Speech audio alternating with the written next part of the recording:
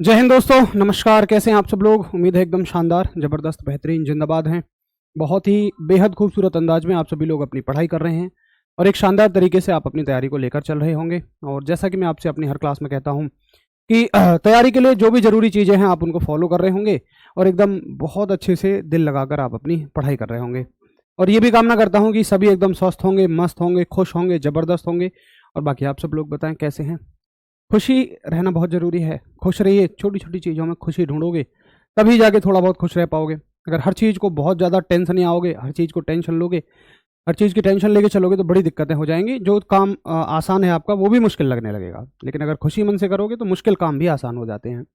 नरेंद्र जी हमारे साथ हैं, उजाला भैया हैं, गुलशन जी हैं और हमारे साथ हैं प्रीति चौहान, पूजा जी हैं, नरेंद्र, सचिन सिंह हैं, ट्विंकल पाल हैं और आशी प्रताप हैं। सभी दोस्तों को गुड मॉर्निंग, नमस्कार, आदाब, सत श्री अकाल, जय श्री राम, राधे राधे। ट्विंकल, तुषार, अनुराग जी, भूपेंद्र सिंह, एक बार सभी लोग अपने हालचाल बताइए। Prateek Mishra, alpha to delta, delta to alpha, radio operator का जय हिंद sir, over and out, alpha copy alpha. भाई वाह, बहुत बढ़िया, तुमने तो अभी से रेडियो ऑपरेटर वाली जिंदगी जीनी शुरू कर दी है। पूजा भारती हैं और रमाकांत दीक्षित हैं, प्रीति यादव हैं, सोनू रश्मि हैं, जावेद हैं, मनीष खरवार हैं और हमारे साथ हैं विकास, नितिन हैं, नरेंद्र हैं, सचिन, नरेंद्र जी हैं, सचिन सिंह, रमाकांत, राजपूत जी हैं। तो सभी दोस्तों को फिर से एक बार नमस्कार। हालचाल बताएं अपने कैसे हैं। फिर हम आज के मुद्दे को आगे बढ़ाते हैं।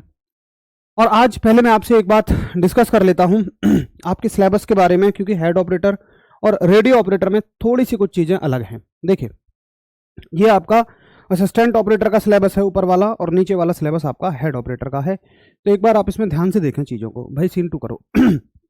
देखिए, अगर हम देखें कि हमने क्या क्या पढ़ लिया है, अगर मैं असिस्टेंट ऑपरेटर की बात करूं तो भौतिक जगत तथा मापन हमने अच्छे से पढ़ लिया है। जितना पढ़ा है वो बिल्कुल सफिशिएंट है। शुद्ध गति की जो लिखा हुआ है, शुद्ध गति की वही है जो हमने गति पढ़ा है, मोशन कह के पढ़ा है, ठीक है, मोशन पढ़ा है। उसके बाद हमने पढ़ा गति के नियम, लॉज ऑफ मोशन, 3 नियम हमने उसमें पढ़े। और उसके बाद हमने वर्क, एनर्जी एंड पावर, कार्य, ऊर्जा एवं शक्ति को पढ़ा। उसके बाद हमने गुरुत्वाकर्षण को पढ़ा। मैं आपसे हमेशा एक बात कहता हूं कि किसी भी ऐसे एग्जाम का आपको सिलेबस देखना है तो आप एनसीईआरटी उठाइए और एनसीईआरटी का सिलेबस से आपको पता लग जाएगा। अगर आप एनसीईआरटी उठाएंगे तो ये 11th क्लास की पहली बुक के एज इट इज चैप्टर्स के नाम है। 11th क्लास की पहली बुक के सारे चैप्टर्स के नाम यहां तक एज इट इज हैं। उसके बाद इन्होंने क्या किया है कि 11th क्लास की सेकंड बुक को उड़ा ही दिया है सिलेबस से, यानी कि भैया उससे कुछ भी नहीं आएगा।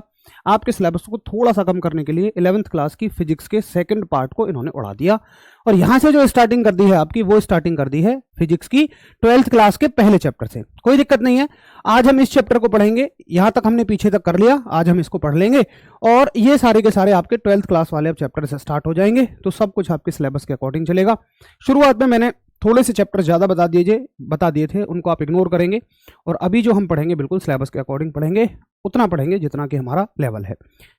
अब देखिए, बात एक यह आती है कि असिस्टेंट ऑपरेटर के हिसाब से जो हमारी क्लासेस जितनी भी चली हैं, 100 नहीं, मैं कॉन्फिडेंस के साथ कहूंगा, यहां पर दावे के साथ कहूंगा 200% बिल्कुल क्लियर है।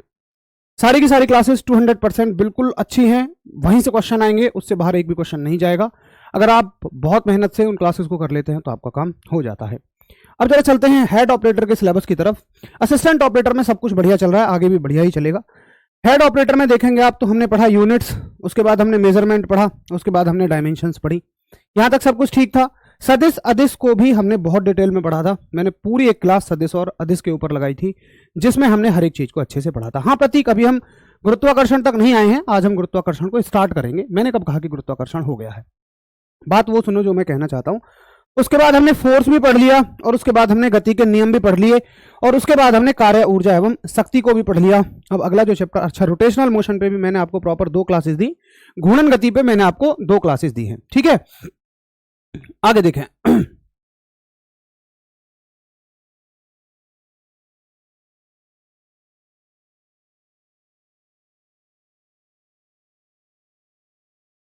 चलो आगे देखेंगे बच्चों। अगला है आपका ग्रहों और उपग्रहों की गति। अब देखिए, ये आता है motion of the planets and satellites. अब यहां पर इस चैप्टर में कहीं ना कहीं आपसे ग्रेविटेशन के लिए कहा गया है, ठीक है। चलो ग्रेविटेशन भी पढ़ लेंगे, कोई दिक्कत नहीं है। और इसके साथ ही आपकी यहां फिजिक्स खत्म हो जाएगी। अब क्या सर इतने केवल 4-5 टॉपिकों से ही 25 क्वेश्चन बन जाएंगे? जी बिल्कुल बन सकते हैं, लेकिन इतना जितना हमने पढ़ा है वो हेड ऑपरेटर के लिए अभी सफिशिएंट नहीं है। तो सर फिर आपने क्यों पढ़ाया? हमने असिस्टेंट ऑपरेटर और हेड ऑपरेटर का यहां तक का सिलेबस अगर देखेंगे आप, ग्रेविटेशन तक का, मतलब जब हम ग्रेविटेशन चैप्टर को खत्म कर लेंगे आज की क्लास में और एक मंडे की क्लास में, तो ग्रेविटेशन तक के चैप्टर में आपका सिलेबस खत्म हो जाएगा।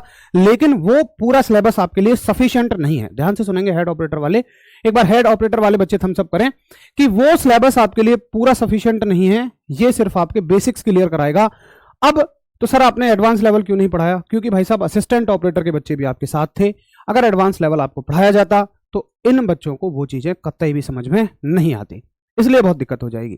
ठीक है, इन बच्चों को दिक्कत हो सकती थी, इसलिए आपको एडवांस लेवल नहीं पढ़ाया गया था, आपका बेसिक्स बस अभी क्लियर कराए हैं। इसके लिए मैं अलग से क्लासेस लगाऊंगा आपके हेड ऑपरेटर वाले बच्चों के लिए, स्पेशली हेड ऑपरेटर वाले बच्चों के लिए स्पेशली मैं अलग से क्लासेस लगाऊंगा, जिसमें हम, अब आपके बेसिक्स तो क्लियर हैं, सारे के सारे लेवल को एडवांस लेवल पे पढ़ेंगे। ठीक है, क्या सभी बच्चे इस डिसीजन से हैप्पी हैं कि अब हम ग्रेविटेशन पढ़ लें? पहले बेसिक अभी हमने बेसिक पढ़ा है, अब उसके अंदर के जो प्रॉपर गहरे फॉर्मूले हैं, अच्छी सी चीजें हैं, उनको मैं इनके लिए अलग से करवा दूंगा हेड ऑपरेटर वाले बच्चों के लिए। क्लासेस का क्या शेड्यूल रहेगा मैं आपको मंडे की क्लासेस में बता दूंगा कि आपको कैसे मुझे इनको कंप्लीट कराना है, लेकिन मैं इनको करवाऊंगा आपको complete he, but assistant operator से अलग वाले बच्चों के लिए, क्योंकि भाई उनको हो जाएगी फिर दिक्कत। असिस्टेंट ऑपरेटर में कोई भी केमिस्ट्री नहीं है, यहां तक आप देखिए, ये पूरी की पूरी रे ऑप्टिक्स तक आपकी फिजिक्स है। ठीक है, असिस्टेंट ऑपरेटर का उसी समय आपका नॉर्मल क्लासेस इसी टाइम पे चलती रहेंगी, कोई दिक्कत आपको नहीं होगी। ठीक है, मंडे से ही मैं, जैसे हम ग्रेविटेशन खत्म कर लेंगे, ग्रेविटेशन तक सब कॉमन है, ट्यूसडे से आपकी क्लासेस में सेपरेट कर दूंगा। वो चाहे जैसे मैं एक बार अपनी टीम से बात कर लेता हूं कि कैसे मुझे करना है, या तो मैं जैसे 4 दिन मान लो रेडियो ऑपरेटर वालों को पढ़ा दिया, 2 दिन असिस्टेंट को, या 3 दिन इनको पढ़ा दिया, 3 दिन इनको पढ़ा दिया, जो भी जैसे भी करेंगे वो मैं आपको मंडे को बता दूंगा, बट मैं आपका अलग ही सिलेबस कराऊंगा। अब तक मैंने सिर्फ इसलिए नहीं कराया था क्योंकि चीजें फिर ज्यादा हेक्टिक हो जाती है। आपके भी बेसिक्स एक बार क्लियर हो गए, अब दोबारा से पढ़ोगे तो बिल्कुल मजा आ जाएगा। ठीक है, चलो उम्मीद है आपको सारी चीजें बढ़िया समझ में आ गई होंगी। अब चलते हैं आज के चैप्टर पर, जिसका नाम है भाई ग्रेविटेशन, यानी कि गुरुत्वाकर्षण। तो गुरुत्वाकर्षण अरे नीलम इतनी जल्दी क्या है, जल्दी करवाइएगा। ये जल्दी शब्द क्या होता है बताइए? एग्जाम से पहले आपका सिलेबस होगा, सब कुछ चीजें बढ़िया होंगी, प्रैक्टिस सेट आपको यूट्यूब पे मिलेंगी, शिद्दत मतलब एक भरोसे के साथ मेहनत करो। आप जब एग्जाम हॉल में आप जाओगे तो ऐसा नहीं होगा कि RWA को आप गाली देते हुए जाओगे, आप RWA को हमेशा थैंक यू कहते जाओगे कि हाँ ठीक है आपने जो कराया बढ़िया कराया। एग्जाम हॉल में जब आप बैठे होगे तो बढ़िया रहेगा। हाँ, इस क्लास को पढ़िए, हेड ऑपरेटर वाले भी इस क्लास को पढ़िए। ग्रेविटेशन तक तो आप क्लासेस लीजिए, मतलब ट्यूसडे तक, आप मंडे तक आप सारी क्लासेस लीजिए। मंडे या ट्यूसडे जब भी ग्रेविटेशन चैप्टर खत्म हो, उसके बाद फिर मैं आपको अलग से पढ़ाना शुरू कर दूंगा। ठीक है, चलो घूर्णन गति है। चाचा शुभम, घूर्णन गति तुमसे कह तो दी, अब जब तुम्हें समझाने के बाद भी चीजें समझ नहीं आती है। घूर्णन गति, रोटेशनल मोशन, स्पेशली मैंने 2 क्लासेस लगाई हैं घूर्णन गति पे, और उतनी गहराई से पढ़ाया है। सारा रोटेशनल मोशन पढ़ा दिया, मूवमेंट ऑफ इनर्शिया पढ़ा दिया, वो सब रोटेशनल मोशन का ही पार्ट था। ठीक है जी,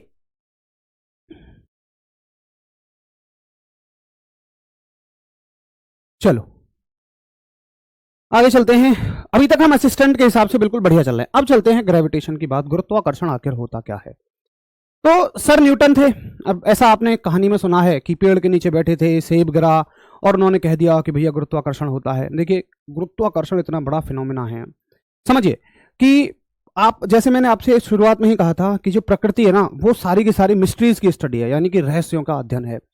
अब कितना बड़ा रहस्य है, कितना बड़ा रहस्य है कि बताइए, इतने बड़े बड़े जो प्लैनेट्स हैं, इतने बड़े बड़े जो ग्रह हैं, वो सारे के सारे सूर्य के आसपास ऐसे ही घूम रहे हैं, कोई इनके नीचे पिलर नहीं है। आपको घर की छत बनानी पड़ती है, 2-3 पिलर लगाने पड़ जाते हैं, लेकिन इनके नीचे कोई पिलर नहीं है। कैसे टिके हुए हैं भाई? मजे की बात, घूम भी रहे हैं, और मजे की बात एक प्रॉपर ऑर्बिट में घूम रहे हैं, एक प्रॉपर कक्षा में घूम रहे हैं, और मजे की बात आज जितने दिन में घूमेगा, मतलब एक चक्कर, पहला चक्कर जितने दिन में पूरा लगाएगा, अगला चक्कर भी उतने ही दिन में पूरा लगेगा। मतलब हर चीज बिल्कुल सेट है, हर चीज बिल्कुल करेक्ट है, परफेक्ट है। ये कौन चलाता है? इनको कौन बताता है कि तुम्हें ऐसे रहना है, वैसे रहना है? अभी तो मैं और बताऊंगा कि जो पृथ्वी होती है वो सूरज के नजदीक आते समय तेज हो जाती है, दूर जाते समय स्लो हो जाती है। क्या यार खूबसूरती है। पृथ्वी को भाई कौन बता रहा है कि तुम जब सूरज के पास जाना तो तेजी से गुजर जाना, और जब सूरज के दूर जाना तो तुम क्या हो जाना, स्लो हो जाना। इनको कौन ऐसी चीजें बता रहा है? तो ये सारी की सारी चीजें जो गवर्न होती हैं, प्रकृति से होती हैं, नेचर से होती हैं, और इन चीजों का अध्ययन हमें बताया वैज्ञानिकों ने। अब इतनी बड़ी चीजों के बारे में ऐसा नहीं है कि सर न्यूटन पेड़ के नीचे बैठे हुए थे, सेब गिरा और उन्होंने कह दिया कि भैया कोई चीज ग्रेविटी होती है। कितने ही लोगों ने, कितने ही साइंटिस्ट पहले आए जिन्होंने अपनी जिंदगी, पूरी जिंदगी इसमें लगा दी, जैसे कि ऑटो ब्लैदी हो गए, पी टॉलमी हो गए, बहुत सारे साइंटिस्ट ऐसे हुए जिनके नाम भी हम नहीं जानते, सर जोहान्स केपलर हो गए। इन लोगों ने ग्रेविटेशन में अपनी पूरी की पूरी जिंदगी लगा दी थी। न्यूटन सर ने भी बहुत अच्छे रिजल्ट दिए, लेकिन ये लोग क्या थे, इन लोगों ने जो भी बातें बताई बस मुंह जबानी बताई। लेकिन विज्ञान कभी मुंह जबानी चीजें नहीं मानती है, विज्ञान हमेशा मानती है प्रूफ। तो सर न्यूटन ने इस बात का प्रूफ दिया था और एक प्रॉपर सूत्र दिया था, इसलिए आप सर न्यूटन का नाम सबसे ज्यादा पढ़ते हो गुरुत्वाकर्षण के बारे में। तो चलिए शुरू करते हैं। गुरुत्वाकर्षण में सर न्यूटन ने क्या बताया, उन्होंने कहा, उन्होंने जब सेब को नीचे गिरते देखा तो सबसे पहले उनके दिमाग में आया कि यार ये सेब ऊपर क्यों नहीं चला गया। अगर मान लो हम किसी चीज को ऊपर की तरफ फेंकते हैं तो वो कुछ दूरी जाने के बाद नीचे क्यों आ जाती है, सारी बात यह है। तो बच्चे उन्होंने फिर ये बताया कि देखिए दुनिया की, पहले तो मैं पृथ्वी की बात नहीं कर रहा हूं, अभी मेरी बात को ध्यान से सुनना, मैं दुनिया की बात कर रहा हूं। दुनिया की कोई भी दो चीजें हमेशा एक दूसरे को अपनी ओर खींचती हैं। दुनिया की कोई भी दो चीजें एक दूसरे को अपने पास खींचती हैं, ठीक है। अब सुनिए, ऐसे तो भैया तुम कहोगे अच्छा ऐसा है, सुबह सुबह जाओगे, आपके वाली जॉगिंग कर रही होंगी, उनके पीछे लग जाओगे और झट जाके चिपक जाओगे। ए, क्या है, तुम कहोगे मास्टर ने बताया था दुनिया की दो चीजें एक दूसरे को खींचती हैं। भाई साहब खींचती तो हैं। अच्छा, फिर दूसरा कहेगा कि सर लो सर, लो सर, हमने फोन रख दिया, ये पेन रख दिया, सर ये तो नहीं खींच रहे एक दूसरे को। खींचती हैं, ये भी खींच रहे हैं, ये भी एक दूसरे को अपनी तरफ खींच रहे हैं, एक दूसरे पर फोर्स लगा रहे हैं, लेकिन ये मास बहुत छोटे हैं, ये द्रव्यमान बहुत छोटे हैं। एक कहेगा सर मेरी वाली तो 1.5 कुंटल है, 1.5 कुंटल भी नहीं। अगर आप इस बल को देखना चाहते हैं, अपनी आंखों से देखना चाहते हैं, तो एक द्रव्यमान, कोई एक द्रव्यमान या दोनों द्रव्यमान बहुत बड़े होने चाहिए। सर कितने बड़े, प्लैनेट्स के साइज के, ग्रहों के आकार के। कम से कम एक द्रव्यमान या दोनों द्रव्यमान इतने होने चाहिए जितना कि कोई एक ग्रह होता है, कोई एक प्लैनेट्स होता है, तब इस बल को आप देख पाओगे। तो सर क्या ये छोटी वस्तुओं के जोड़े पे लगता ही नहीं है? लगता तो है, लेकिन आप उसे नहीं देख पाते हो। तो यहां से भी क्वेश्चन बनता है कि जो गुरुत्वाकर्षण का बल है वो छोटे जोड़ों के बीच लगता है या नहीं लगता है। तो आप आंसर करो यस या नो। गुरुत्वाकर्षण का बल बहुत छोटी वस्तुओं के बीच में लगता है या नहीं लगता है? लगता तो है, लगता तो है, लेकिन वो हमें महसूस नहीं होता क्योंकि उनके द्रव्यमान कम होते हैं। अब न्यूटन साहब ने ऐसे बोल दिया कि ये खींचेंगे। लोगों ने कहा ए भैया तुमने ये तो बता दिया न्यूटन भैया, ये तो बताओ इसका फार्मूला क्या है, इसका सूत्र क्या है। तो सर न्यूटन ने कहा बिल्कुल मैं आपको सूत्र देता हूं। और उन्होंने कहा कि अगर मान लीजिए दो वस्तुएं हैं तुम्हारे पास, अगर तुम्हारे पास दो वस्तुएं हैं, एक m1 द्रव्यमान की और एक m2 द्रव्यमान की, और दोनों सेपरेट हैं r डिस्टेंस से, दोनों सेपरेट हैं जी r डिस्टेंस से, दोनों सेपरेट हैं आपकी r डिस्टेंस से। ये द्रव्यमान है आपका m1 और ये द्रव्यमान है आपका m2। m1 m2 क्या है, मास है, द्रव्यमान है, और ये r डिस्टेंस से सेपरेट है। तो इनके बीच जो फोर्स लगेगा वो इतना फोर्स लगेगा, इनके बीच जो फोर्स लगेगा वो इतना फोर्स लगेगा। यानी कि हम कह सकते हैं कि जो फोर्स होता है, देखिए यहां ध्यान से देखिए, कि जो फोर्स होता है वो डायरेक्टली प्रोपोर्शनल टू होता है, सीधा अनुक्रमानुपाती होता है द्रव्यमानों के गुणनफल के, है ना, द्रव्यमानों के गुणनफल के। सीधा अनुक्रमानुपाती होता है द्रव्यमानों के गुणनफल के, और व्युत्क्रमानुपाती होता है दूरी के वर्ग के। इनके बीच जो बल लगेगा, अच्छा ये भी इसको खींचेगी और ये भी इसको खींचेगी, दोनों ही एक दूसरे को समान फोर्स से खींचेंगे, और जो बल लगेगा इनके द्रव्यमान के गुणनफल के सीधा अनुक्रमानुपाती होगा, डायरेक्टली प्रोपोर्शनल टू होगा प्रोडक्ट ऑफ मास। अब बहुत सारे बच्चों को तो इसी में कंफ्यूजन रहता है कि ये है क्या। बहुत सारे बच्चे कह देते हैं इसका मतलब है जी बराबर है, बराबर। अरे भैया जब इसका काम बराबर था तो बराबर का निशान क्या नानी के यहां गया था? ऐसा नहीं होता, बराबर नहीं होता है। इसका मतलब है कि ये जितना बढ़ेगा ये भी उतना ही बढ़ेगा, ठीक है, सिर्फ इसका इतना मतलब है। अगर यहां का क्या मतलब होता है, यहां का मतलब होता है कि अगर ये बढ़ेगा तो ये घट जाएगा, ठीक है जी। तो अगर चीजें एक बटे में है तो समझ लेना इसके बढ़ने से ये घटेगी, और अगर सीधी लिखी हुई है तो इसके बढ़ने से ये बढ़ जाएगी, इतना सा केवल मतलब होता है, ठीक है। अब तुम इन दोनों को कंबाइन करके लिखो, इन दोनों को मिला के लिखोगे तो तुम कहोगे सर मिला के तो ऐसे हो जाएगा m1 m2 बाई r का स्क्वायर। इसको हटाने के लिए, बराबर का निशान लाने के लिए हमें एक कांस्टेंट रखना पड़ता है, हमें एक नियतांक रखना पड़ता है जिसका नाम होता है कैपिटल G। तुम इतनी ज्यादा गहराई में मत जाओ, तुम खाली इतना समझो कि बल जो होता है द्रव्यमानों के गुणनफल के समानुपाती होता है, दूरी के वर्ग के व्युत्क्रमानुपाती होता है, और फाइनल फॉर्मूला तुम्हारा ये होता है कि F बराबर कैपिटल G। रश्मि छोटा जी नहीं आएगा, ये तुमने पाप कर दिया बहुत बड़ा, ये तुमने पाप कर दिया। F बराबर कैपिटल G आएगा, बहुत बढ़िया कुलदीप, F बराबर capital G M1 M2 by R का स्क्वायर। ठीक है, बहुत ही बढ़िया अखिलेश, लगता है लेकिन हमें फील नहीं हो पाता, दिख नहीं पाता। तो F बराबर capital G M1 M2 by R का स्क्वायर। ठीक है, यहां तक बताओ कोई दिक्कत है क्या? आपको एक कॉन्सेप्ट समझ में आया कि कैसे दुनिया की हर दो वस्तुएं, हर दो पेयर एक दूसरे को अपनी तरफ खींचते हैं? यहां तक का पहले क्लियर करो। बहुत बढ़िया प्रिया, वेरी गुड। धीरज देखो ऐसा है मेरे भाई कि अगर मैं क्वेश्चन भी करवाऊंगा ना तो क्वेश्चन भी सीधे ऐसे होंगे, मान लो कैसे होंगे, इनसे क्वेश्चन क्या बनते हैं कि जो बल होता है, क्वेश्चन आएगा कि जो गुरुत्वाकर्षण बल होता है उसका द्रव्यमान के साथ कैसा संबंध होता है? तुम कहोगे जी इनके गुणनफल के सीधा समानुपाती होता है। ठीक है, ऐसे तरह के ऑप्शन बनेंगे। तो ये चीज तो हम थ्योरी में कवर कर रहे हैं। अभी की चीज को अभी आंसर कर देना बहुत आसान होता है, उसका कोई बेनिफिट भी नहीं होगा। पता है बेनिफिट कब होता है? जब हम प्रैक्टिस सेट करें इनके, तो प्रैक्टिस सेट में पता लगेगा कि हाँ तुम रिवीजन करके आ रहे हो नहीं आ रहे हो। तो केवल आप इन चीजों को अभी समझो, अच्छे से पढ़ो। जब प्रैक्टिस सेट में कराऊंगा आपका ये प्रैक्टिस वाले दर्द सारे वहां दूर हो जाएंगे और उसी का बेनिफिट होगा।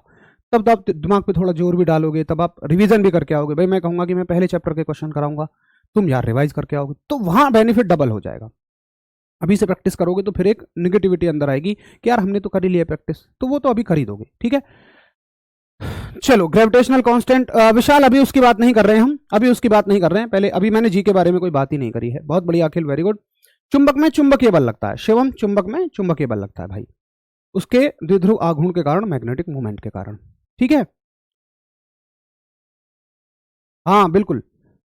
चलो ठीक है शशि, अभी न्यूमेरिकल करा देंगे एक, पहले आप इतना करते रहो। वैसे न्यूमेरिकल वगैरह मैं सारे प्रैक्टिस सेट में आपको करवा दूंगा, बिल्कुल परेशान मत हो। अभी हमारा मेन टारगेट है कॉन्सेप्ट की क्लैरिटी, कि हमें चीजें बस समझ में आ जानी चाहिए एक बार, है ना। अब चलो जरा कर लेते हैं बड़े जी की बात। अब भैया ये बड़े भैया क्या है, बड़े जी क्या है, तो बहुत ध्यान से सुनना, अब हर एक बात को थोड़ा सा अटेंशन लेके सुनना, तो आपको बहुत बेहतर चीजें समझ में आएंगी। बड़ा जी क्या है? बड़े जी ने कहा मेरा नाम है यूनिवर्सल ग्रेविटेशन कांस्टेंट। नाम में ही इसके में यूनिवर्सल है, समझो। सार्वत्रिक गुरुत्वाकर्षण नियतांक। देखिए सार्वत्रिक का मतलब क्या है? जो सर्वत्र हो, सर्वत्र समान हो, जो हर जगह एक जैसा हो। यूनिवर्सल का मतलब क्या है? जो throughout the universe change ही ना हो। तो एक बात तो यहां तुम्हें समझ में आ जानी चाहिए, यहीं की यहीं, कि बड़ा जी पूरे ब्रह्मांड में कहीं नहीं बदलेगा। आप चाहे पृथ्वी पर खड़े हो जाएं, आप चाहे चंद्रमा पे चले जाएं, आप चाहे बुध ग्रह पर चले जाना, आप चाहे शुक्र ग्रह पर चले जाना, बड़े जी का मान जगह के साथ तो कभी भी नहीं बदलेगा, क्योंकि तो उसके नाम में ही छिपा हुआ है सर्वत्र यूनिवर्सल। यहां तक क्लियर है? बड़े जी का मान कभी भी जगह के साथ नहीं बदलेगा। यह तुम्हें उम्मीद है समझ में आ गया होगा कि बड़े जी का मान कभी भी जगह के साथ नहीं बदलेगा। अगली बात, क्वेश्चन आता है कि बताइए बड़े जी की जो खोज है वो किसने की है? क्वेश्चन आएगा कैपिटल जी की जो खोज है वो किसने की है, तो ये सर न्यूटन के फॉर्मूले में आता है। तो बच्चों को ऐसा लगता है कि कैपिटल जी की खोज न्यूटन ने की थी। जी नहीं, कैपिटल जी की खोज सर न्यूटन ने नहीं की थी। कैपिटल जी की खोज तो एक अन्य साइंटिस्ट ने की, जिनका नाम था हेनरी कैवेंडिश। क्या नाम था भाई? इसकी जो इन्वेंशन की थी वो की थी सर हेनरी कैवेंडिश।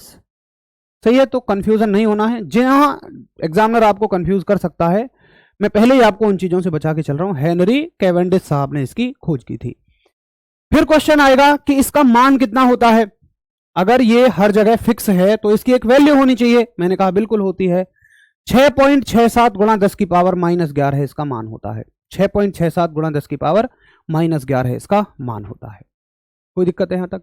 पूजा गैलीलियो साहब ने नहीं की थी। जितना पढ़ाया जा रहा है दीदी केवल उतना देखिएगा। अब लड़कियों की पता है क्या बात होती है, हम तो यूनिक करेंगे, हम तो कुछ यूनिक करेंगे। जैसे मैंने कह रहा हूं, बता रहा हूं कि सर हेनरी कैवेंडिश ने की है, दीदी कह रही है गैलीलियो ने की है। पेपर आएगा, हम तो कुछ यूनिक करेंगे, आंसर ऑप्शन बी है, हम सी लगाएंगे। दीदी प्लीज, पेपर में नहीं, हर जगह आप कर सकते हैं। शादी में यूनिक कपड़े पहन के जाइए, आप सब कुछ यूनिक करिए, लेकिन प्लीज पेपर में वही ऑप्शन लगाइए जो आंसर है। आइए अब जरा देख लेते हैं। कोई बात नहीं, अगर डायमेंशन ऊपर नीचे है तो निकाल लेंगे यार, छोड़ो उसको। अब देखो इसका वो क्या बनेगा, मात्रक क्या बनेगा। अगर मैं प्यारे बच्चों इसके मात्रक की बात करता हूं, इसकी यूनिट की बात करता हूं, तो आप ये कहोगे कि सर इसका फॉर्मूला है F बराबर G m1 m2 by R का स्क्वायर, है ना। तो यहां से अगर मैं G की वैल्यू निकालूं तो कितनी हो जाएगी G की वैल्यू?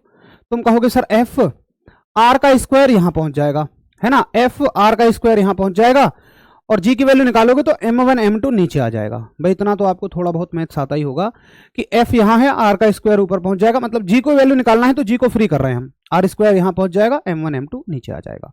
अब सबकी वैल्यू पुट करते चले जाओ बस। भाई f की यूनिट क्या होती है, फोर्स की यूनिट न्यूटन होती है, r क्या है दूरी, दूरी की यूनिट मीटर का स्क्वायर होती है, मास m क्या है द्रव्यमान मास, इसकी यूनिट क्या होती है kg, तो यूनिट हो जाएगी kg स्क्वायर। बताओ जरा यहां तक सही है? जरा बताइए क्या यहां तक आपको क्लियर है? पहले बताइए यूनिट तक सभी को क्लियर है, फिर मैं आपको डायमेंशन निकलवाऊंगा। सर इसको किससे डिनोट करते हैं, किसको भैया? कैपिटल जी लिख तो दिया मैंने दोस्त, कैपिटल जी से करते हैं भाई। बताओ बताओ भाई।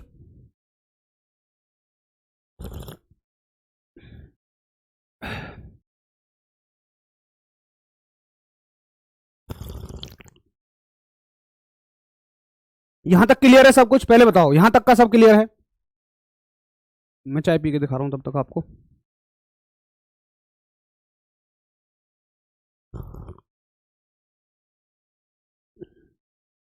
चलो जी बहुत ही बढ़िया, ठीक है।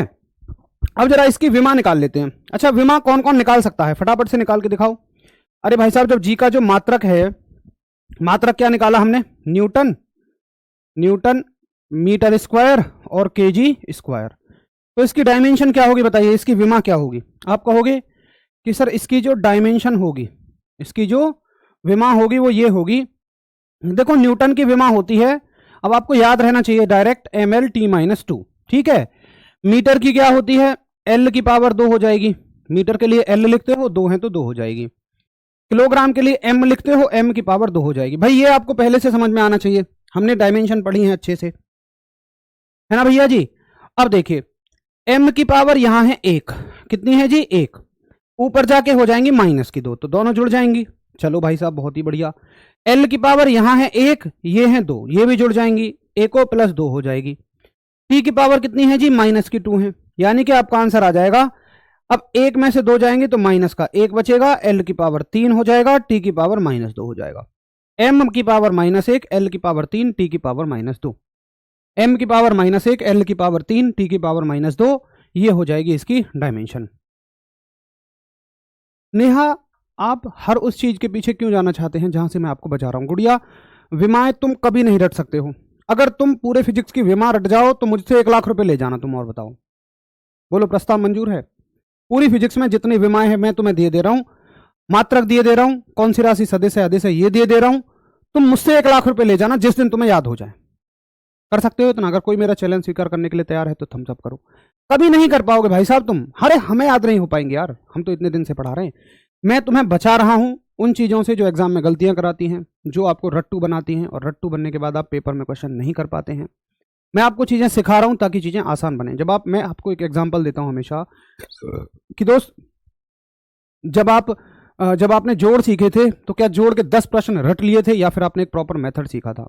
आपने एक मेथड सीखा होगा, उसके बदौलत आज आप बड़े बड़े जोड़ को भी सॉल्व कर पाते हैं। लेकिन अगर आप केवल 10 जोड़ रट लेते, जोड़ के प्रश्न रट लेते, तो कभी आप नहीं कर पाते। बहुत बढ़िया, राज ने एकदम जबरदस्त डेफिनेशन दी है। ठीक है मैं लिख देता हूं डेफिनेशन भी, बच्चे कह रहे हैं सर डेफिनेशन लिख दो, मैं डेफिनेशन लिख देता हूं। ठीक है, फॉर्मूले से डेफिनेशन बन जाती है। तो देखिए कैसे लिखोगे कि किन्हीं दो वस्तुओं के बीच, किन्हीं दो वस्तुओं के बीच लगने वाला गुरुत्वाकर्षण बल वस्तुओं के द्रव्यमानों के गुणनफल के समानुपाती तथा दूरी के वर्ग के व्युत्क्रमानुपाती होता है, तथा दूरी के वर्ग के व्युत्क्रमानुपाती होता है। ठीक है, यानी कि द ग्रेविटेशनल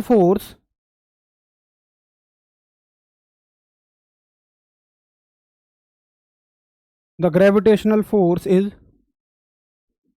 डायरेक्टली, मैं प्रोपोर्शनल को छोटा लिख दे रहा हूं, ठीक है, ये प्रोपोर्शनल है, समझ जाना, डायरेक्टली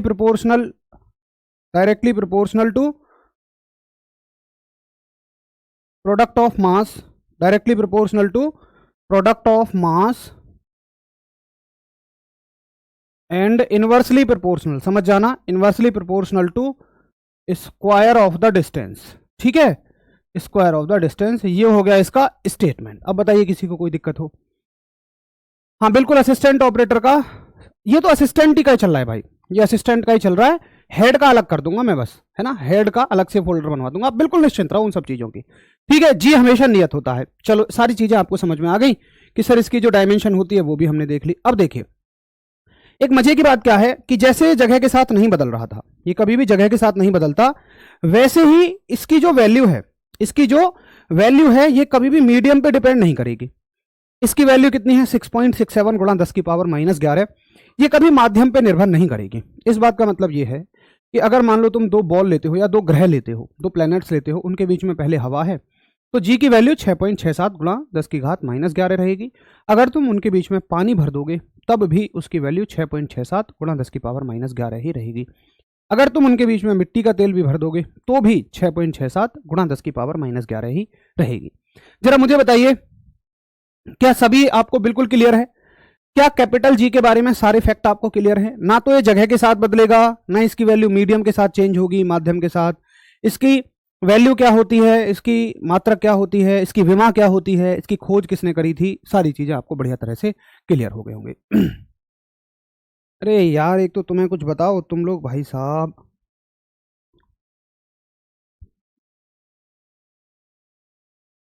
अरे भाई साहब करनी है हेड ऑपरेटर वालों को, सारी करनी है। मैं केवल इनका एडवांस लेवल कराऊंगा फिर आपको। अभी बेसिक बेसिक बात कर लेते हैं, आपके कॉन्सेप्ट क्लियर कर लेते हैं।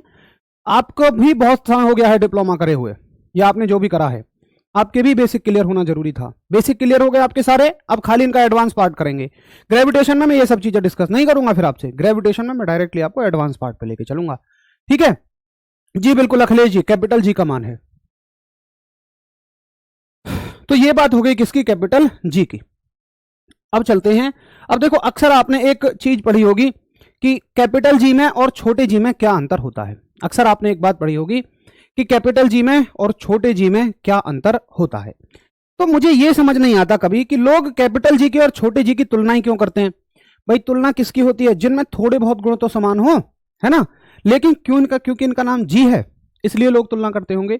अभी तुम समझो छोटे जी के बारे में, बड़े जी के बारे में तो समझ लिया, छोटे जी के बारे में समझो। तुम खुद ही मुझे बता दोगे कि भैया इनके बीच में तो कोई यार कंपैरिजन ही नहीं हो सकता, ये तो दोनों एक दूसरे से अलग हैं बिल्कुल।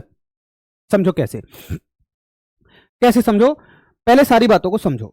देखिए अब मैं बात करता हूं, मान लीजिए पृथ्वी की, है ना, मैं कह रहा हूं ये है हमारी धरती माता।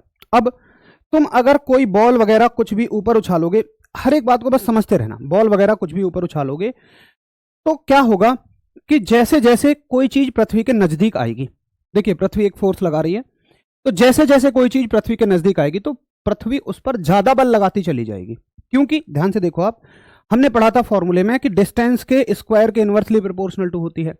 अब जैसे जैसे दूरी घटेगी वैसे वैसे बल बढ़ेगा, तो जैसे जैसे कोई भी चीज पृथ्वी के पास आएगी तो उस पर लगने वाला बल बढ़ता जाएगा।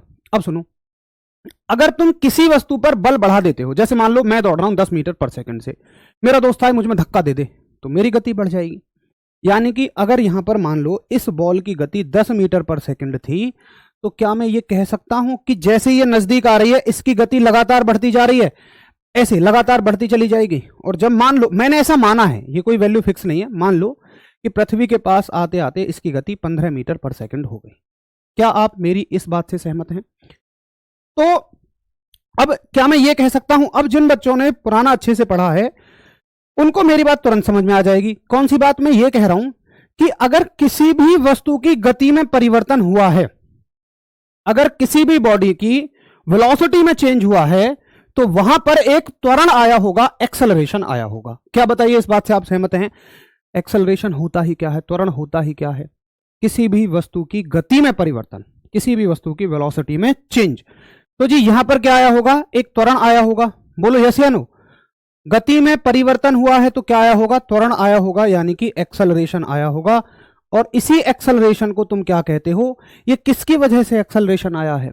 ये एक्सेलरेशन आया है पृथ्वी के गुरुत्वाकर्षण बल की वजह से।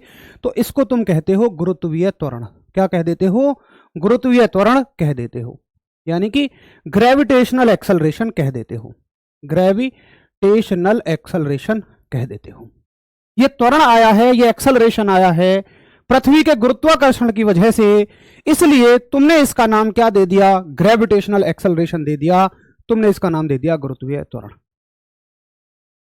ठीक है, क्या आपको मेरी बात क्लियर है? अगर भैया आपको मेरी बात क्लियर है तो मैं कह रहा हूं इसको हम छोटे जी से दिखाते हैं। किससे दिखाते हैं? छोटे जी से दिखाते हैं।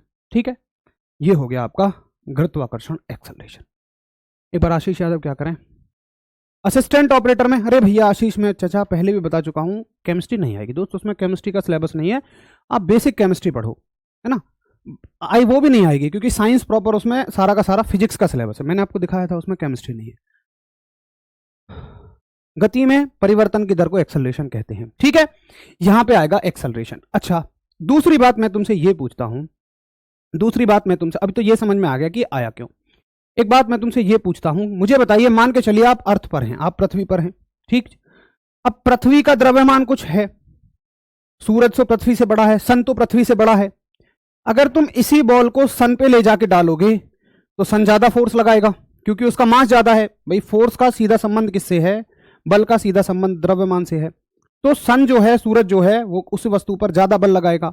अब ज्यादा बल लगाएगा तो एक्सेलरेशन भी ज्यादा आएगा। बोलो यस या नो। अब तुम चंद्रमा पे ले जाना, चंद्रमा का साइज छोटा है मान लो पृथ्वी से, तो वो कम बल लगाएगा, कम बल लगाएगा तो उस पर कम गुरुत्वाकर्षण लगेगा। यानी कि जो छोटा जी होता है, गुरुत्वाकर्षण जो होता है, ये तो जगह के साथ बदल रहा है, ये तो जगह के साथ बदल रहा है। किस किस को मेरी बात तुरंत समझ में आ गई है कि सर बड़ा जी जगह के साथ नहीं बदल रहा था, लेकिन छोटा जी जगह के साथ बदल रहा है। जल्दी बताओ, क्या सभी को क्लियर है? न्यूमेरिकल, भाई न्यूमेरिकल बहुत बेसिक आएंगे, वो मैं प्रैक्टिस सेट में आपको करवा दूंगा, बिल्कुल परेशान मत होइए आप। ये मत सोचो कि सर ये आएगा वो आएगा, ये रह गया वो रह गया, सब कुछ कराया जाएगा, उस चीज की टेंशन मत लो, अभी समझने पे फोकस करो। मुझे नहीं समझ में आता कि अगर कोई सामने समझा रहा है और मैं यहाँ कमेंट ही करता रहूंगा तो मुझे कैसे समझ में आएगा? फिर तुम लोग कहते हो सर समझ नहीं आया, समझ नहीं आया। लो विजय कह रहे हैं मुझे आपकी क्लास लाइव लेनी है, इसलिए विजय भैया मैं लाइव क्लास देता हूँ रात को 12 बजे। अरे भाई लाइव ही तो ले रहे हो दोस्त, अब तुम लाइव ही चल रही है यार, मैं बिल्कुल लाइव बोला हूँ, देखो मैं बढ़िया लाइव बोल रहा हूँ, है ना। क्या आपको मेरी बात समझ में आ गई कि ये जो वैल्यू है, छोटा जी जो है वो जगह के साथ बदल सकता है, छोटा जी जगह के साथ बदल सकता है, जबकि बड़ा जी जगह के साथ नहीं बदलता था।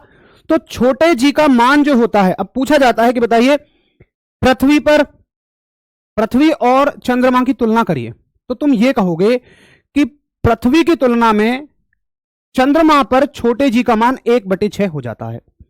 पृथ्वी की तुलना में, पृथ्वी की तुलना में चंद्रमा पर छोटे जी का मान 1/6 हो जाता है। यानी कि अगर तुम पृथ्वी पे जी का मान देखोगे, अभी हम देखेंगे कितना होता है पृथ्वी पे, बस अभी ये समझिए कि जगह के साथ कैसे बदलेगा। तो चंद्रमा पे कितना हो जाएगा? 1/6 हो जाएगा। ठीक है, अगर पृथ्वी पर 10 है, अगर मान लो कहीं पृथ्वी पर 10 है, अगर मान लो ये अर्थ है और पृथ्वी पर जी का मान मान लो 10 मीटर पर सेकंड स्क्वायर है, त्वरण है तो इसकी यूनिट क्या होगी? मीटर पर सेकंड स्क्वायर। ये त्वरण ही तो है, तो इसकी यूनिट क्या होगी? मीटर पर सेकंड स्क्वायर। आपसे पूछा जाएगा मून पे कितना होगा, चंद्रमा पे कितना होगा, तुम कह दो जी कि 10/6 हो जाएगा, 10/6 मीटर पर सेकंड स्क्वायर हो जाएगा। ठीक है, अच्छा अगर तुमसे पूछे कि बताओ बुध ग्रह पर कितना हो जाएगा? किस पर? बुध ग्रह पर कितना हो जाएगा? बुध ग्रह पर कितना हो जाएगा? तुम कहोगे जी 10/2.63 हो जाएगा, 10/2.63। और अगर इसी को तुम परसेंटेज में देखोगे तो ये आपका 38% बनता है। कितना बनता है? 38%। पेपर में क्वेश्चन केवल चंद्रमा के लिए और बुध के लिए ही पूछे गए हैं, सारे ग्रहों के लिए हमें नहीं पढ़ने हैं, सारे ग्रहों के लिए हमें चीजें नहीं पढ़नी है। हमें क्या पढ़ना है? बस कि बुध ग्रह पर कितना होता है और पृथ्वी पर कितना होता है। तो पृथ्वी पर, चंद्रमा पर 1/6 होता है और बुध पर 1/2.63 होता है। यह चीज प्रतिशत में भी पूछी गई है, तो प्रतिशत में बदलोगे तो 38% होता है। इसको आप डायरेक्टली याद रखो। ठीक है, बताइए क्या आपको मेरी बात क्लियर समझ में आ रही है? क्या जी के बारे में आपको चीजें समझ में आ गई कि कैसे कैसे कहां कहां जी में बदलाव होते हैं? और जी का मात्रक मीटर पर सेकंड स्क्वायर ही होता है, क्योंकि ये एक त्वरण है। और इसकी डायमेंशन क्या हो जाएगी, जल्दी से मुझे कोई जी की वैल्यू डायमेंशन निकाल के बताओ, जल्दी से जी की डायमेंशन निकाल के बताइए छोटे जी की। अमित बिल्कुल काम नहीं करेगी ट्रिक। अरविंद कुमार, जहां आपने बैच परचेज किया होगा वहीं साइड में ऑप्शन आ रहा होगा, वहां से आप जुड़ जाइए। बहुत ही बढ़िया सुजीत, वेरी गुड, आपने एक बात बहुत अच्छी कही है, डिफरेंट प्लेस पर डिफरेंट होता है। नीलम बहुत बढ़िया। कुलदीप 9.8 कहाँ होता है, 10 कहाँ होता है, वो मैं आपको आगे चल के बताऊंगा।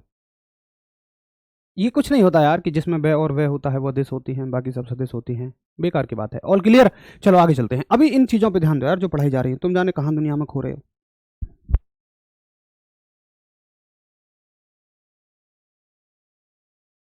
चलो बहुत बढ़िया। ml-2 कहां से होगी सुजीत? अगर इसका अब मात्रक देखें, जी का मात्रक जो है मीटर पर सेकंड स्क्वायर है, मीटर पर सेकंड स्क्वायर है। मीटर के लिए एल लिखोगे और इसके लिए टी की पावर 2 लिखोगे, तो ये हो जाएगा आपका LT-2। ठीक है, मीटर के लिए एल लिखोगे, सेकंड के लिए टाइम टी लिखोगे, तो LT-2 इसकी डायमेंशन हो जाएगी। ये हो गई छोटे जी के बारे में बात। अब बात आती है, देखो कैपिटल जी नहीं बदलता जगह के साथ, तो उसमें कोई दिक्कत ही नहीं है। कैपिटल जी जगह के साथ नहीं बदलता तो उसमें कोई दिक्कत नहीं है। अब बात छोटा जी जो है यार वो जगह के साथ बदल रहा है, तो हमें ये देखना पड़ेगा कि वो कहां कहां कैसे कैसे बदलता है।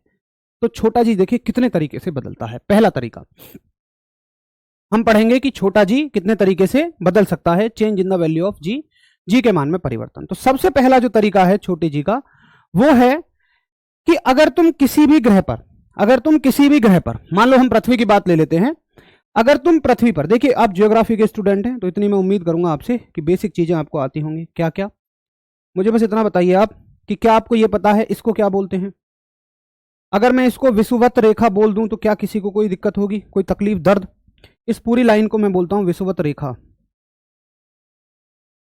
या भूमध्य रेखा, विषुवत रेखा या भूमध्य रेखा, यानी कि इसको बोलेंगे हम इक्वेटर। क्या आपको समझ में आ रही है बात? क्या बोलोगे? इक्वेटर। इसको क्या बोलते हैं? पोल बोलते हैं, है ना। ये होते हैं आपके पोल, पोल मतलब ध्रुव। ये आपका नॉर्थ पोल होता है, उत्तरी ध्रुव, और ये आपका दक्षिणी ध्रुव होता है। ठीक है, और ये पूरा क्या होता है? इक्वेटर, यानी कि विषुवत रेखा, या इसको हम इक्वेटर बोल देते हैं। ये भी है, ये भी है, ये दोनों क्या है? आपकी पूरी इक्वेटर है। ठीक है, अब देखिए एक बात, क्वेश्चन आएगा कि बताइए जब आप भूमध्य रेखा, विषुवत रेखा या इक्वेटर से, भूमध्य रेखा, विषुवत रेखा या इक्वेटर से ध्रुवों की तरफ बढ़ते हैं तो जी के मान में क्या परिवर्तन होगा? जी के मान में क्या परिवर्तन होगा? देखिए पृथ्वी पर अगर आप ऐसी जगह पे जाते हैं जो इक्वेटर पर है, कहीं भी इक्वेटर पर अगर आप जाते हैं तो जी का जो मान आपको मिलेगा वो मिलेगा जी का मान 9.8। इक्वेटर पर जो जी का मान होता है वो 9.8 मीटर पर सेकंड स्क्वायर होता है, लेकिन यही मान पोल्स पर जो होता है, ध्रुवों पर जो होता है भैया जी, यही मान होता है आपका 10 मीटर पर सेकंड स्क्वायर। तो क्लियर है बिल्कुल कि आप जब इक्वेटर से ध्रुवों की तरफ जाएंगे तो जी का मान बढ़ेगा। जब आप इक्वेटर से ध्रुवों पर जाएंगे तो जी का मान बढ़ेगा। अब बात आती है कि सर जब आप इक्वेटर से नॉर्थ पोल पर जा रहे हो, उत्तरी ध्रुव पर जा रहे हो, तो जी का मान बढ़ रहा है। क्या दक्षिणी ध्रुव पर जब जाओगे तो जी का मान क्या होगा? बताओ जल्दी से, क्या होगा? यहां से अगर आप जाएंगे तो लिखा हुआ है कि ये मान बढ़ेगा, अगर तुम यहां तक आओगे तो बताइए मान घटेगा या बढ़ेगा? यहां भी मान बढ़ेगा। ठीक है, यहां भी जी का मान कितना होता है? 10 ही मीटर पर सेकंड स्क्वायर होता है। आपको ये नहीं समझना है कि सर ऊपर जा रहे हैं तो मान बढ़ रहा है, नीचे जाएंगे तो मान घटेगा, ऐसा नहीं होगा। आप पूरी विषुवत रेखा से, पूरी भूमध्य रेखा से कहीं पर भी पोल्स पर चले जाइए, चाहे उत्तरी पर जाइए चाहे दक्षिणी पर जाइए, हाँ यहां से भी सेम चीज है, अगर आप ऐसे जाओगे मान बढ़ेगा, ऐसे आओगे तो मान बढ़ेगा। लेकिन अगर तुम उत्तरी ध्रुव से या दक्षिणी ध्रुव से विषुवत रेखा की तरफ आओगे तो मान आपका घट जाएगा, तो मान आपका घट जाएगा। क्या आपको ये चीज क्लियर है? अब देखिए असिस्टेंट ऑपरेटर और हेड ऑपरेटर में फर्क क्या रहेगा। असिस्टेंट ऑपरेटर मतलब जिन्होंने 12वीं से फॉर्म भरा है, हेड ऑपरेटर मतलब जिन्होंने डिप्लोमा से फॉर्म भरा है। तो भाई उसमें फर्क ये है कि हम हेड ऑपरेटर वाले बच्चों के साथ ये बात करेंगे कि ये क्यों हो रहा है, ऐसा किस फॉर्मूले से हो रहा है, और उस फॉर्मूले से क्या और सवाल बन सकते हैं। केवल इतना सा फर्क है, जबकि असिस्टेंट ऑपरेटर वालों के लिए वो कतई जरूरी नहीं है जानना कि ऐसा हो क्यों रहा है। ठीक है, बस हेड ऑपरेटर में हम क्यों का जवाब दे देंगे, असिस्टेंट में कोई जरूरत नहीं है। आप डायरेक्ट इतना याद रखें, आपका पेपर में इससे काम चल जाएगा, कोई भी जरूरत नहीं है। ठीक है, बहुत ही बढ़िया। ध्रुवों पर जी का मान बढ़ता है, बहुत ही बढ़िया राज। तो जी का मान एक बार तो, अब हम पृथ्वी पर अगर पृथ्वी की सतह पर ही रहें तब भी जी के मान में परिवर्तन मिल रहे हैं। अच्छा ये तो क्लियर है ना कि पृथ्वी को छोड़ के नहीं गए हम कहीं भी, हम तो उसकी सतह पर ही घूम रहे हैं, हम तो उसकी सतह पर ही घूम रहे हैं। अब क्या हो, जैसे मान के चलिए तुम्हारा है, तुम हो चिंटू, कोई तुम्हारी चिंटी भी होंगी, तो भैया चिंटी कहेंगी अरे यार चिंटू तुम तो हमें यहीं यहीं घुमाते रहते हो, भाई ये क्या है, ये उनका घर है, तुम्हारा घर है, बीच में मॉल है, तुम पृथ्वी पर ही लगातार घूम रहे हो। अच्छा इतना तो पता है ना तुम सरफेस पे रहते हो ऊपर, बहुत सारे बच्चों को लगता है हम अंदर रहते हैं, वैसा नहीं है, हम सरफेस पे रहते हैं।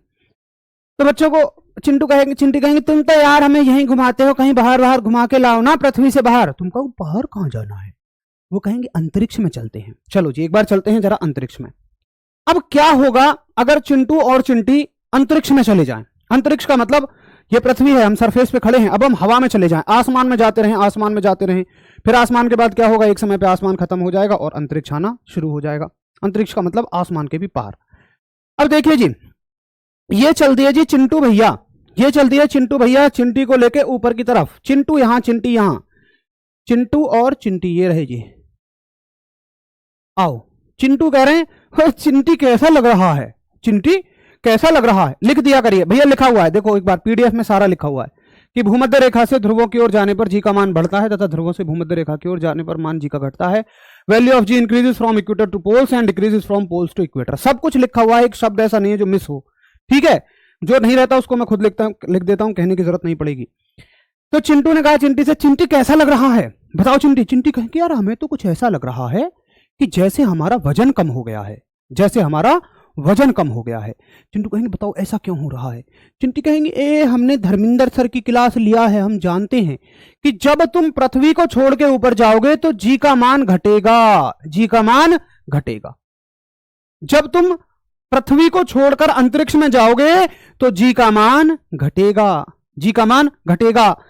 फिर चिंटू ने कहा अच्छा चिंटी एक बात नो बताओ एक बात कि बताइए तुम कितनी ऊंचाई पर चलें, भाई जी का मान घट रहा है तो एक ऊंचाई ऐसी आएगी जहां पर जाके जी का मान 0 हो जाएगा। तो चिंटू ने कहा तुम अनंत पर चली जाओ। तुम कहां जाओ, तुम जाओ, हमें छोड़ छाड़ो और तुम जाओ अनंत पे। कहां चली जाओ, अनंत पे।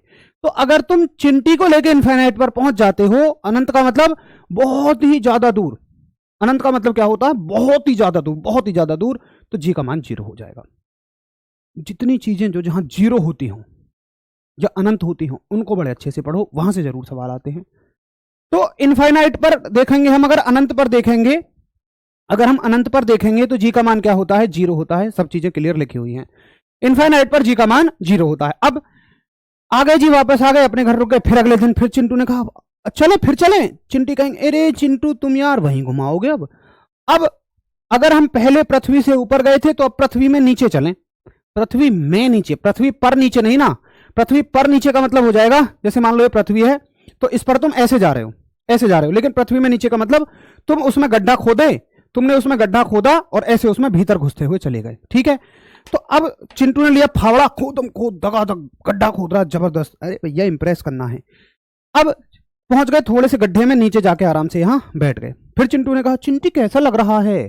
चिंटी कहेंगी अरे यार फिर वैसा ही लग रहा है, हमें तो अपना वजन कम होता नजर आ रहा है। चिंटू कहेंगे बताइए क्यों। चिंटी कहेंगी धर्मेंद्र सर बताए थे कि नीचे अगर तुम जाओगे, पृथ्वी में गड्ढे में जाओगे, ये सरफेस पे नहीं हो, तुम गड्ढे में जा रहे हो, तो जी का मान क्या हो जाता है, घट जाता है। फिर चिंटू कहेगा तो चिंटी ये बताओ कि जी का मान 0 कहां हो जाएगा। चिंटी कहेंगे अगर तुम अर्थ के सेंटर पे चले जाओगे। अर्थ का सेंटर कहां है, देखिए यहां पे अर्थ का कहीं सेंटर होगा, यहां, कि अर्थ के सेंटर पे अगर तुम चले जाओगे, सेंटर का मतलब अगर तुम यहां आ जाओगे, सेंटर पे चले जाओगे, बिल्कुल केंद्र पे चले जाओगे, तो जी का मान क्या हो जाएगा, 0। फिर से ये थोड़ा सा बढ़ना शुरू हो जाएगा, मतलब घट जाएगा। तो क्वेश्चन क्या आएगा, क्वेश्चन ये आएगा कि बताइए, अब देखो क्वेश्चन में आपको कैसे कंफ्यूज किया जाता है। क्वेश्चन में पूछा जाएगा कि अगर आप पृथ्वी की सतह को ऊपर छोड़ के जा रहे हैं तो जी का मान घटता है, इतना क्वेश्चन में दे देगा। अगर आप पृथ्वी की सतह में नीचे आओ, सतह पर और सतह में दो फर्क होते हैं, सतह में की बात कर रहे हैं हम, अगर आप सतह में नीचे आओगे तो जी के मान में क्या फर्क होगा। बच्चा कहेगा ऊपर जाने घट रहा, नीचे जाने बढ़ेगा, फोन करेगा बाहर निकल के कितना आसान पेपर था, लेकिन ऐसा नहीं है। वो नीचे जाने पे भी ऊपर जाने पे भी घटेगा और नीचे जाने पे भी घटेगा। ऊपर जाने में इनफाइनाइट पे 0 हो जाएगा, नीचे आने में सेंटर पे 0 हो जाएगा। तो सेंटर पे भी जी की वैल्यू कितनी हो जाती है, 0 ही हो जाती है। सेंटर पर भी जी की वैल्यू 0 ही हो जाती है। अब मुझे ये बता दो मेरे दोस्तों, क्या आपको मेरी बात समझ में आ गई है कि जी की वैल्यू कैसे कैसे चेंज होती है, कहाँ जीरो होती है, सारी बातें आपको अच्छे से समझ में आनी चाहिए। एक बार जितना आज अभी हमने किया है उसके लिए थम्स अप करेंगे। एक बार जितना अभी हमने किया है उसके लिए आप सभी लोग थम्स अप करो एक बार।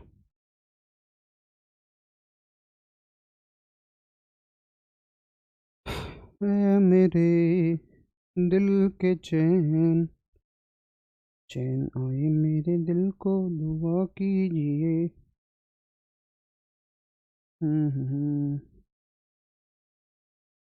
बताओ जल्दी से, क्या समझ में आ गया? सेंटर पर जी का मान जीरो होगा, ग्रेविटी ज्यादा। कल वेट और मास के बारे में कल बात करेंगे, है ना? वेट और मास के बारे में कल बात करेंगे। एक सिंगल हर एक बच्चे को समझ आना चाहिए, और आपको बच्चा इतना ही पढ़ना है जितना मैं आपको करवा रहा हूं, उससे बाहर मत सोचिए। हेड ऑपरेटर वालों को सोचने की जरूरत पड़ेगी, वो हम उनके साथ कवर करेंगे बहुत आराम से। सेंटर में कुछ नहीं याद रखना, नीचे जाओगे जी का मान घटेगा, नीचे जाओगे जी का मान घटेगा। अब भैया घटते घटते कहीं जीरो भी तो होगा, तो जीरो होगा जब तुम पृथ्वी के केंद्र पे आ जाओगे। अब तुम पृथ्वी के बीचों बीच में बैठे हो, मतलब मान लो पृथ्वी एक गोला है और तुम उसके बीचों बीच में बिल्कुल सेंटर पे बैठे हो, उसके बिल्कुल बीचों बीच में बैठे हो, ठीक है? चलो एक बार देख लो फास्ट रिवीजन। अभी इतना ही पढ़ेंगे आज हम, इसके बाद कल पढ़ेंगे।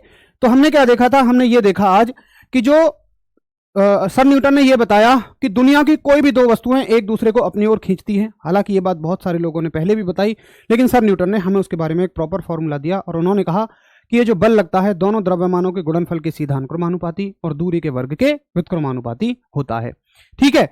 उसके बाद उन्होंने बताया कैपिटल, फिर अब बात आती है इसमें कि कैपिटल जी कहां से आया। तो ये हेनरी कैवेंडिश साहब ने दिया था, और इसका नाम है यूनिवर्सल। यूनिवर्सल होने का मतलब ये है कि ये हर जगह सेम रहता है। अगर हम छोटे जी को देखें तो छोटा जी हर जगह सेम नहीं रहता है, वो चेंज होता रहता है जगह के साथ। ये बात भी आपको क्लियर होगी। जी का मान क्या होता है बड़े जी का, इसका मात्रक क्या होता है, इसकी विमा क्या होती है, ये जगह के साथ नहीं बदलता, ये मीडियम के साथ नहीं बदलता। ये सारी चीजें बहुत इंपॉर्टेंट हैं। उसके बाद हमारे छोटे जी पर, छोटा जी क्या होता है? जब कोई भी ग्रह, सुजीत जी जो है वो स्केलर क्वांटिटी है, बड़ा जी स्केलर क्वांटिटी है। ध्यान से देखो, ये जो है कैसी राशि है? ये अदिश राशि है। जब ये जगह पर निर्भर नहीं कर रहा, ये दिशा पर निर्भर नहीं कर रहा, तो ये स्केलर क्वांटिटी है। बहुत अच्छा सवाल तुमने पूछा।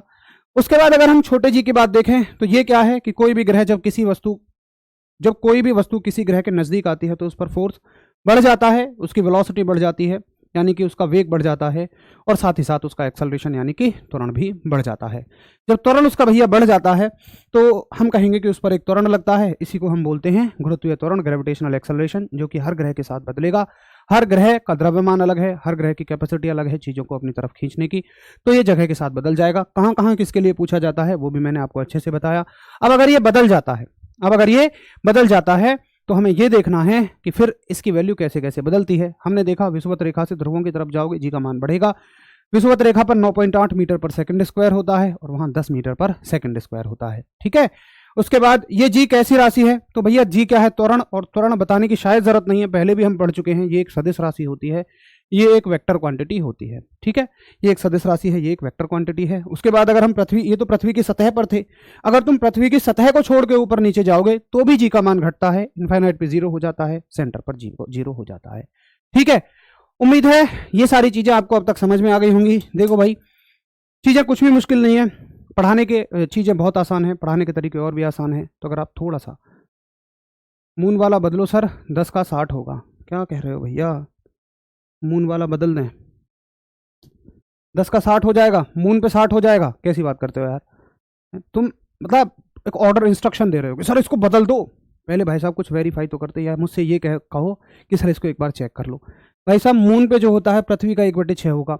पृथ्वी बड़ी है कि मून बड़ा है? अरे मून छोटा है ना, पृथ्वी बड़ी है, तो पृथ्वी पे ज्यादा होगा। पृथ्वी पे कितना है? 10, मून पे कितना होगा? 10/6, और भी छोटा हो जाएगा, 10 से भी छोटा हो जाएगा। ये बिल्कुल सही है, ठीक है? तो यहां तक हो गया। इसके बाद कल पढ़ेंगे। अभी हमें ऑन पढ़ना है जी के बारे में, कैसे कैसे चेंजेस होते हैं। तो मैं कह रहा हूं कि भाई चीजें बहुत ही आसान है, मन से पढ़ने के लिए बैठो, सारी चीजें समझ में आ जाएंगी।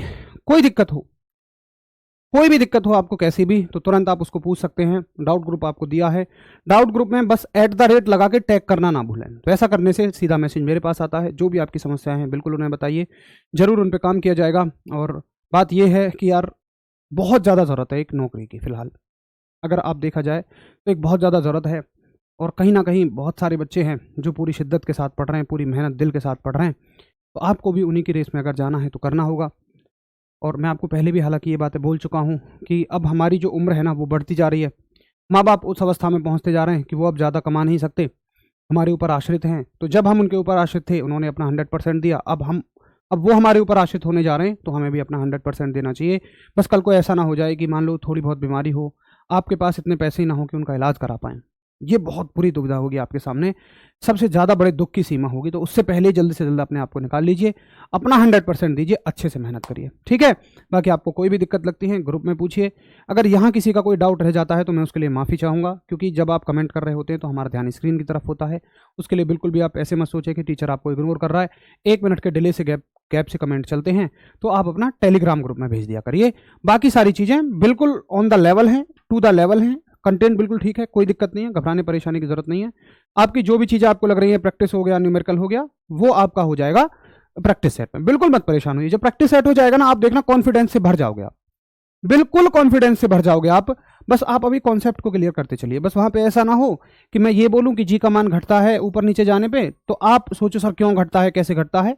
मैं वहां ये उम्मीद करूंगा कि अभी की चीजें आपको वहां तुरंत याद आ जानी चाहिए। चलिए मिलते हैं फिर नेक्स्ट क्लास में, मंडे की क्लास में। तब तक के लिए सभी दोस्तों को मेरा नमस्कार, जय हिंद। मंडे भी ग्रेविटेशन ही चलेगा, ग्रेविटेशन अगर खत्म हो जाता है तो ठीक, नहीं तो ट्यूसडे तक ग्रेविटेशन चलेगा। हेड ऑपरेटर वालों को वहां तक बने रहना है, ग्रेविटेशन के बाद हम सेपरेट हो जाएंगे। वो मैं आपको शेड्यूल के हिसाब से बता दूंगा कैसे और क्या करना है। चलिए मिलते हैं।